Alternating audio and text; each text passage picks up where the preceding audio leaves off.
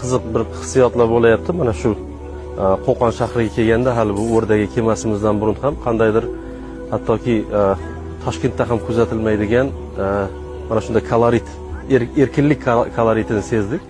Ayniqsa kechki Qo'qonda yurganimizda xuddiki o'sha Istanbulning qaysidir elementlarini eslatdi, hattoki ayrim ko'chalarni xuddi Istanbulda yurganday bo'ldik.